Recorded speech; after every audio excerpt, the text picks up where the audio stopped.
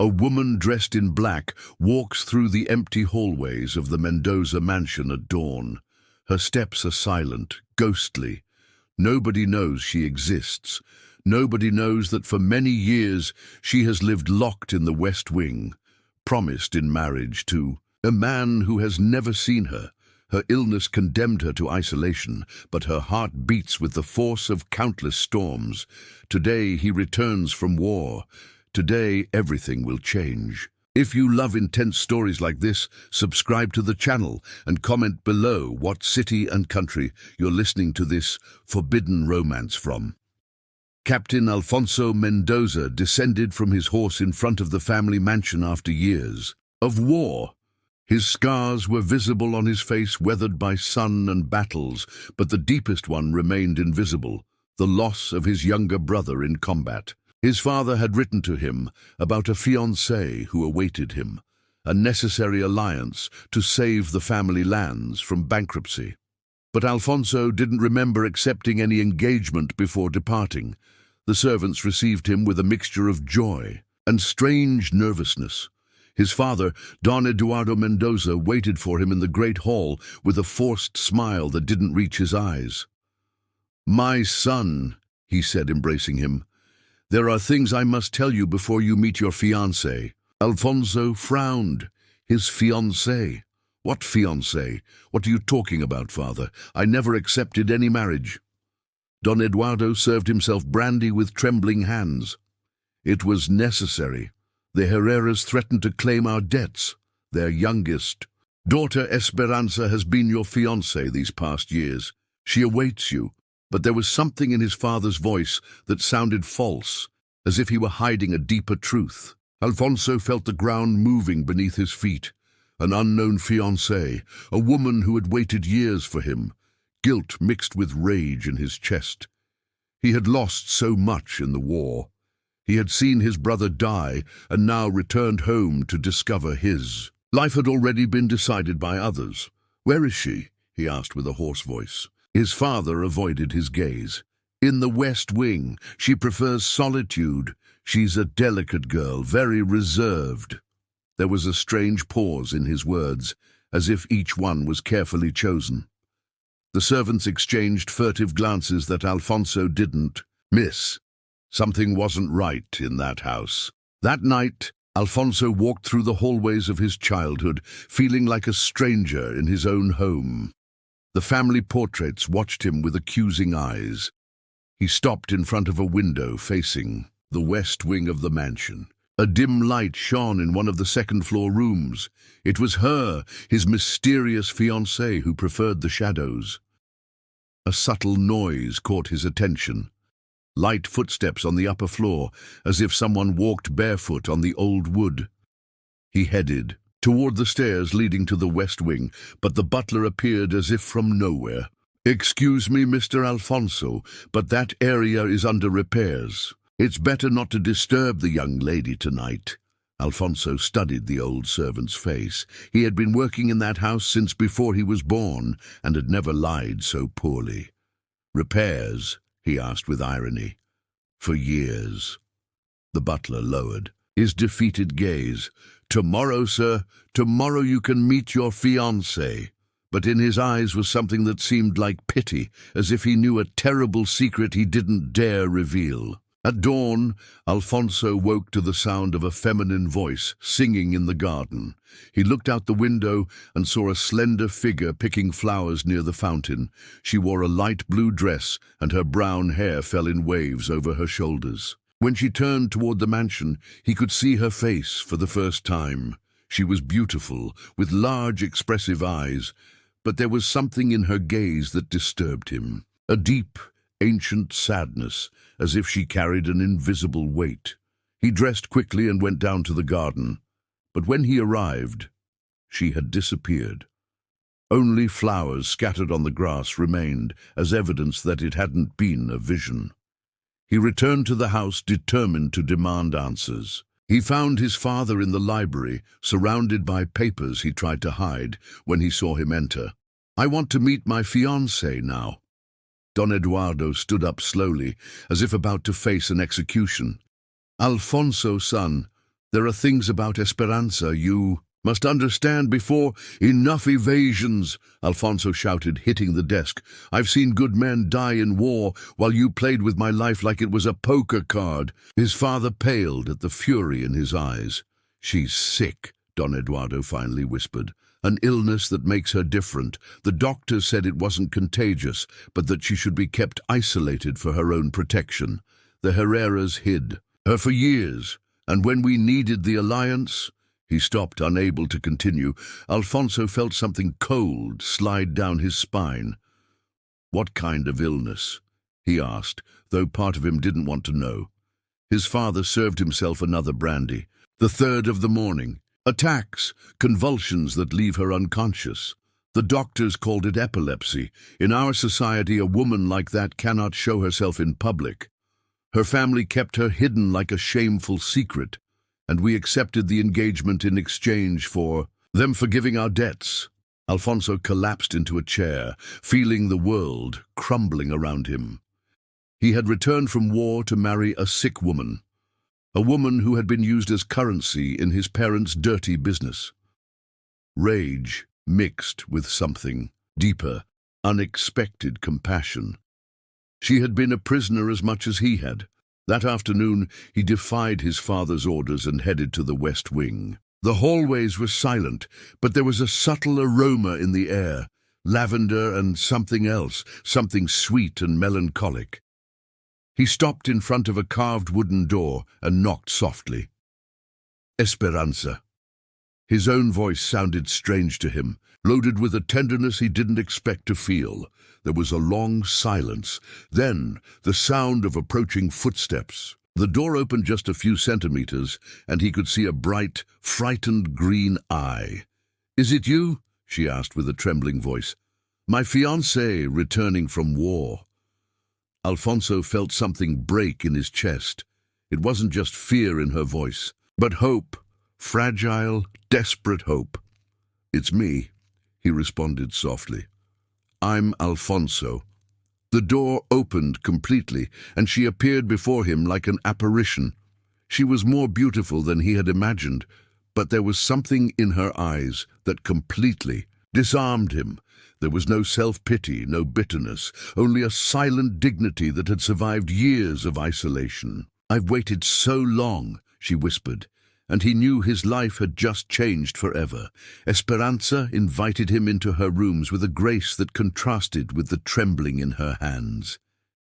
The space was surprisingly beautiful, walls painted with garden scenes, books everywhere, and windows facing the wildest side of the property. "It's my world," she told him with a shy smile. "Small, but mine." Alfonso felt like an intruder in that sanctuary of solitude. They sat in chairs facing the window, and he couldn't help but study her face. She was young, perhaps in her 20s, with delicate but expressive features. Her hands, when serving tea, moved with natural elegance. "Do you know why they keep me here?" she asked suddenly without preambles. The question caught him off guard. "My father told me you're sick," he said. "It's true, but there's more. My parents sold me," she continued with a serene voice, as if talking about the weather. "When the attacks began in my teenage years, I became a shame that had to be hidden. Your father needed money, mine needed to get rid of me, a perfect exchange." Alfonso felt rage growing in his chest again, but this time it wasn't against her, but for her. "Esperanza," he began, but she raised a hand to stop him. "Don't say you're sorry. I've had years to accept my destiny, and when I learned my fiancé had gone to war, I thought maybe he would die there and free me from this engagement." Her words were like daggers, but there was brutal honesty in them that he respected. "And now," he asked, "now that I'm here?" She looked directly into his eyes for the first time. "I don't know what to think. You're different from what I imagined. More real, more—" She stopped, blushing. "More what?" he insisted, leaning forward. "More human," she whispered. "In my dreams, my fiancé was a cold stranger who would despise me, but you look at me as if you really see me." They spent the afternoon talking. She told him about the books she had read, the gardens she had designed from her window, the poems she wrote during sleepless nights. He spoke to her about the war, but not about battles, but about nights under the stars, when he thought about the home he had lost. There was a strange connection between them, as if both were exiles from their own lives. When the sun began to set, Alfonso realized he didn't want to leave. "Can I come back tomorrow?" he asked. Esperanza nodded, but there was something in her expression that had hardened. "If you want, but you should know that my attacks can happen. At any moment. They're violent, terrifying. I don't want you to see me like that." "Why?" he asked with genuine curiosity. She turned her gaze toward the window. "Because after seeing me in one of those episodes, you won't be able to look at me like you look at me now. And this afternoon has been the first time in years that someone looks at me like I'm a real woman, not a shameful secret." Her words pierced Alfonso's heart like splinters. Upon leaving her rooms, he knew something had changed irrevocably inside him. It wasn't just compassion he felt for Esperanza. It was something more dangerous, more intense. It was the spark of something that could become true love, and that terrified him, because it meant his arranged marriage could transform into something real, something worth protecting. The following days became a secret routine. Alfonso visited Esperanza every afternoon, and with each conversation he discovered new layers of her personality. She was intelligent, more than many men he had known in the army. She had firm opinions about politics, art, and philosophy, and possessed a sarcastic sense of humor that made him laugh for the first time since his brother's death. One afternoon, while they read a poetry book together, she stopped abruptly and put her hands to her temples. "You have to leave," she told him with a tense voice. "Now." Alfonso saw the panic in her eyes and knew one of her attacks was approaching. "I'm not leaving," he declared firmly.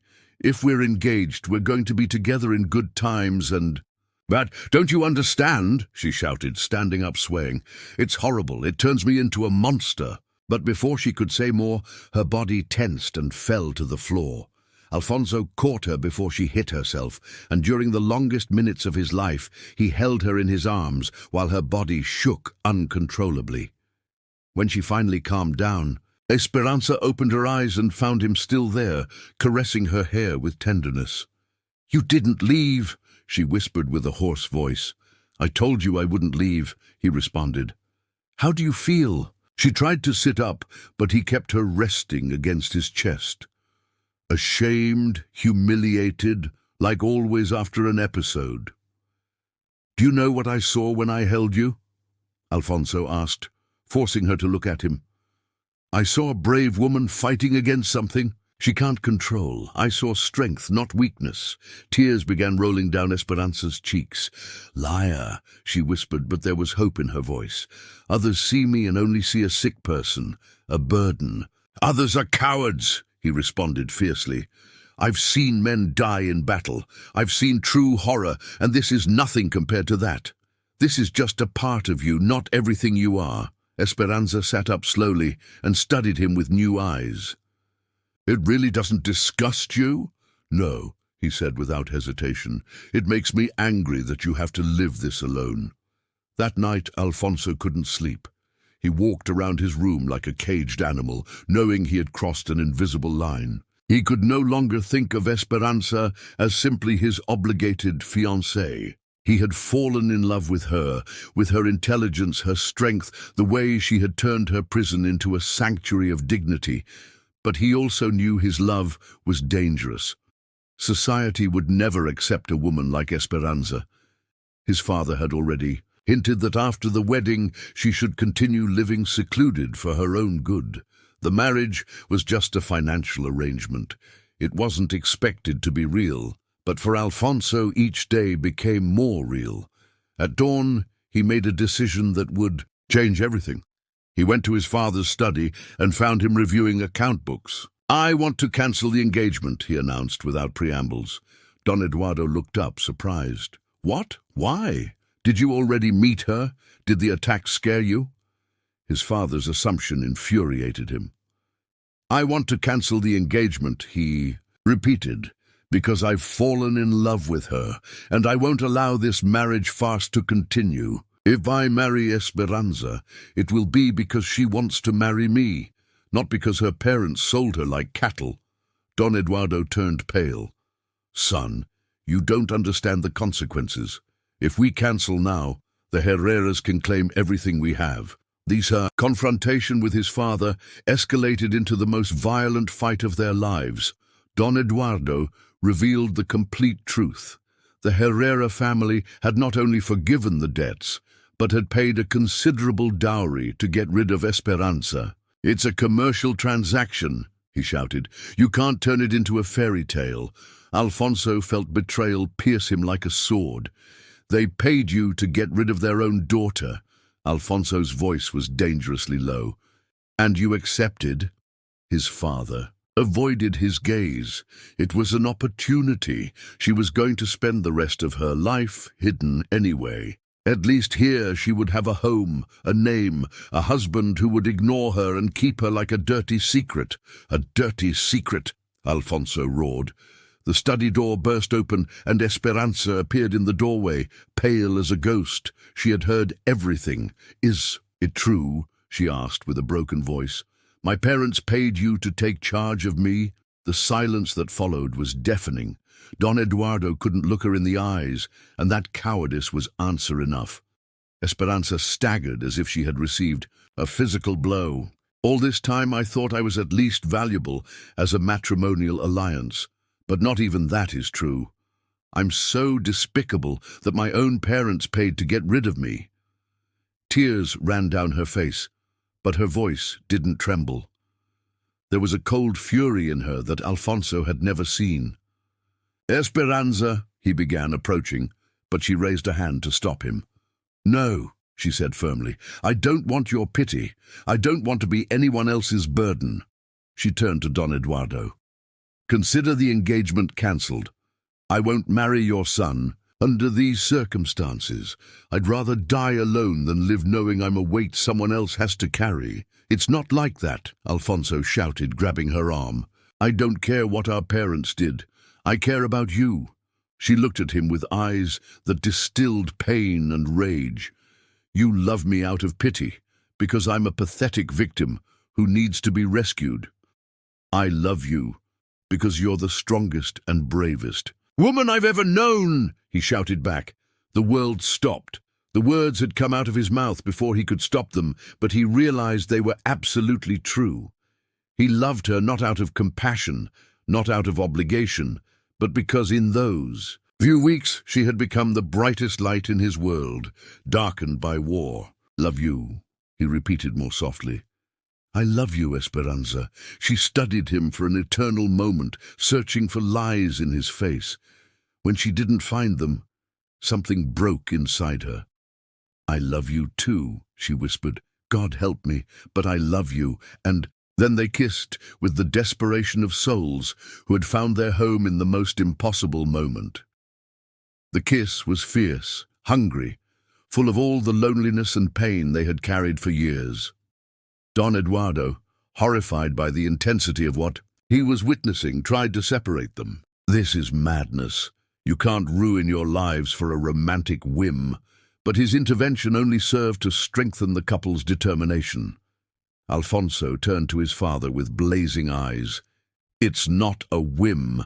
It's the only real thing I've found. Since I returned from that war, if you don't approve our marriage, Alfonso continued, we'll leave here. I'll sell my military decorations. I'll look for work in another city, but I won't give her up. Esperanza took his hand, strengthening herself with his determination. And I won't be anyone's shameful secret anymore. If Alfonso is willing to face the world with me, then we'll face the consequences together. The threat of losing his son forever broke Don Eduardo's resistance. After hours of tense negotiation, they reached an agreement. The wedding would be celebrated, but it would be an intimate ceremony in the family chapel. There would be no grand social celebration, but there would also be no more secrets.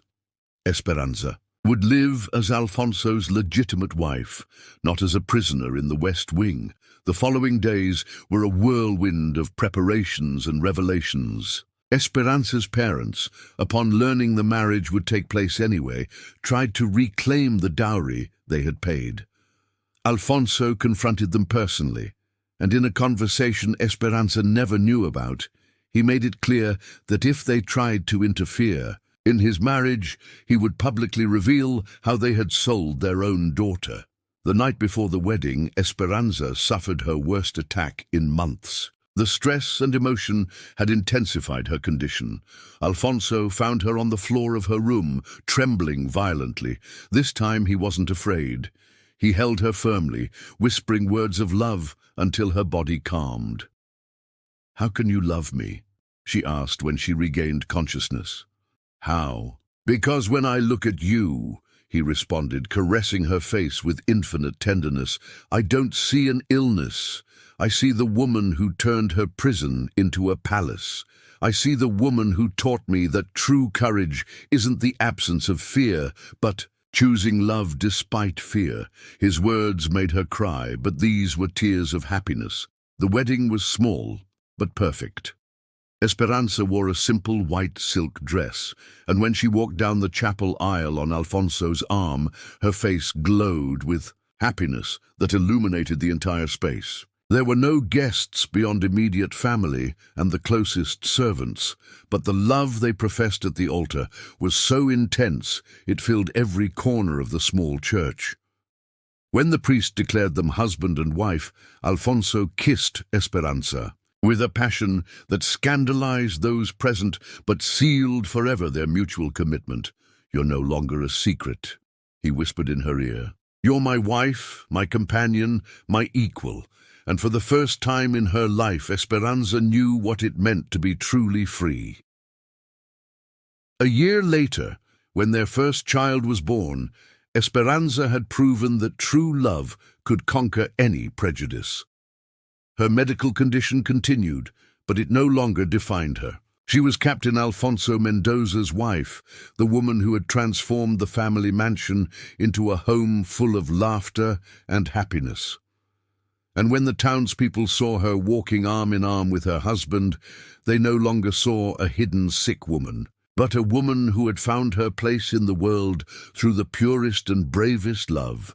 Have you ever had to choose between what society expects of you and what you really desire? Do you believe true love can overcome any obstacle, even the deepest prejudices? If you felt something with this story, subscribe to the channel now. There's much more from Bella Vista you still don't know.